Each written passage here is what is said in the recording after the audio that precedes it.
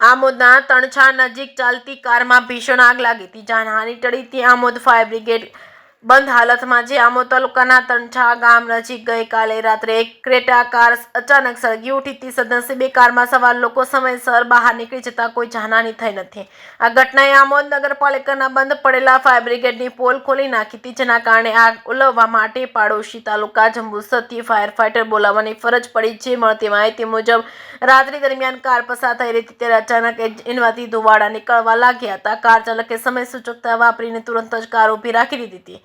જોકે થોડી જ મિનિટોમાં આગે વિકરાળ સ્વરૂપ ધારણ કર્યું હતું અને જોતજોતામાં આખી કારને લપેટમાં લીધી હતી. સ્થાનિકોએ તાત્કાલિક મદદ માટે આમોદ ફાયર બ્રિગેડનો સંપર્ક કરવાનો પ્રયાસ કર્યો હતો, પરંતુ તે બંધ હોવાનું અને કોઈ સુવિધા ઉપલબ્ધ ન હોવાનું જણાવ્યું હતું. ગંભીર પરિસ્થિતિને ધ્યાનમાં રાખી આમોદના નાગરિકોને કટોકટીમાં પાડોશી તાલુકા જંબુસર પર નિર્ભર રહેવું પડ્યું હતું. જંબુસર નગરપાલિકાનું ફાયર ફાઈટર ઘટનાસ્થળે પહોંચ્યું હતું. પાણીનો મારો ચલાવી આગને કાબૂમાં લીધી હતી, પરંતુ ત્યાં સુધીમાં કારનો મોટા ભાગનો હિસ્સો બળીને ખાખ થઈ ગયો હતો. આ ઘટનાની જાણ થતાં જ આમોદ જંબુસરના ધારાસભ્ય ડી.કે. સ્વામી તુરંત સ્થળ પર પહોંચ્યા હતા. કારમાં સવાર લોકોની ખબર પૂછી હતી, સાંત્વના આપી મદદની ખાતરી આપી હતી. આ બનાવ બાદ આમોદના બંધ પડેલા ફાયર બ્રિગેડની સ્થિતિ અંગે અનેક સવાલો ઉભા થયા છે. આ ઘટનાએ તંત્રની બેદરકારી અને નાગરિકોની સુરક્ષા પ્રત્યેની ઉદાસીનતાને ઉજાગર કરી છે. લાંબા સમયથી બંધ પડેલા ફાયર બ્રિગેડને ફરીથી કાર્યરત કરવા માટે તંત્ર દ્વારા તાત્કાલિક અને નક્કર પગલાં ભરવામાં આવે તેવી સ્થાનિકોની માંગ ઉઠી છે. કે સિંહ ગુજરાતી સાથે કેતન મહેતા, ભરૂચ.